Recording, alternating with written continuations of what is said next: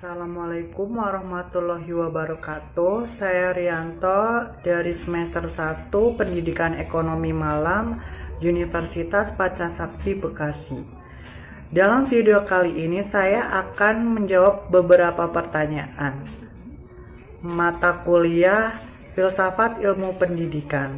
Dosen Ibu Eka Putri, SPD, MPDE. Yang pertama, di sini saya akan menjelaskan tentang arti filsafat dan makna pendidikan. Kata falsafah atau filsafat diambil dari bahasa Yunani, yaitu filosofia. Terdiri dari dua kata, yaitu philos artinya persahabatan, cinta, dan sophia artinya kebijaksanaan, hikmah. Dari definisi yang sederhana ini dapat dipahami bahwa filsafat secara bahasa adalah cinta terhadap hikmah, cinta terhadap kebijaksanaan dan berusaha mendapatkannya. Jadi, dapat dikatakan filosof yaitu orang yang mencintai hikmah atau kebijaksanaan dan berusaha mendapatkannya. Filsafat itu ialah suatu ilmu yang membahas dan mempersoalkan tentang segala sesuatu dan yang mungkin ada dalam jagat raya ini secara universal, sistematis, sedalam-dalamnya untuk menemukan kebenaran hakiki atau hikmah yang tertinggi demi mencapai kebijaksanaan. Makna pendidikan secara umum. Makna pendidikan bagi manusia adalah bahwa manusia adalah subjek sekaligus objek dari pendidikan itu sendiri. Dan memang manusialah yang menerima pendidikan dan memungkinkan dapat dididik. Tanpa adanya pendidikan bagi manusia, manusia tidak akan bisa menggunakan pemikiran-pemikiran yang logis, kritis, dan ilmiah untuk kehidupan yang lebih baik. Manusia dilahirkan dalam keadaan yang tidak berdaya. Manusia begitu lahir di dunia perlu mendapatkan uluran dari orang lain untuk dapat melangsungkan kehidupannya. Manusia lahir juga tidak langsung dewasa. Untuk mencapai kepada dewasa, manusia membutuhkan kependidikan. Yang kedua, di sini saya akan menjelaskan tentang sejarah perkembangan filsafat. Sejarah filsafat. Filosof pertama yang mengkaji tentang asal-usul alam di zaman Yunani kuno adalah Thales. Ia mengatakan bahwa asal alam adalah air, karena unsur terpenting bagi setiap makhluk hidup adalah air. Air dapat berubah menjadi gas seperti uap dan benda padat seperti es, dan bumi ini juga berada di atas air. Selain Thales, terdapat pula beberapa ahli filsuf yang lain, diantaranya adalah Herakleitos, Parmenides, Plato, dan lain-lain. Puncak keemasan pada masa Yunani kuno dicapai pada masa Sokrates dan Aristoteles. Zaman kegelapan dimulai dari abad 12-13 Masehi. Pada masa ini terjadi pertentangan antara gereja yang diwakili oleh pastor dan para raja yang pro dengan para ulama filsafat. Pada masa ini filsafat mengalami kemunduran. Para raja membatasi kebebasan berpikir sehingga filsafat seolah-olah mati. Ilmu menjadi beku. Kebenaran hanya menjadi otoritas gereja dan para rajalah yang berhak mengatakan dan menjadi sumber kebenaran.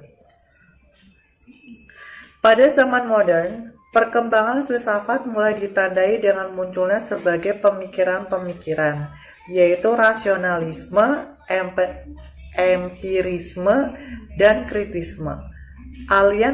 Aliran rasionalisme dipimpin oleh René Descartes dan aliran empirisme dipimpin oleh David Hume, sedangkan aliran kritisme dipimpin oleh Immanuel Kant. Kemudian, perkembangan filsafat tidak berhenti pada zaman modern, namun filsafat berkembang hingga zaman postmodern. Zaman postmodern ini terjadi pada abad 18 sampai 19 Masehi. Pada abad ini banyak bermunculan aliran-aliran baru dalam filsafat, antara lain positivisme, marxisme, eksistensialisme, pragmatisme, neokantianisme, neotomisme, fenomenologi, hedonisme, dan kapitalisme. Tokoh-tokoh filsafat yang terlahir di zaman ini antara lain A. Comte, William James, C.L. Levi-Strauss, J. Lacan, dan M. Foucault, dan lain-lain. Yang ketiga, di sini saya akan menjelaskan hubungan antara filsafat, manusia, dan pendidikan dalam upaya pengembangan sumber daya manusia.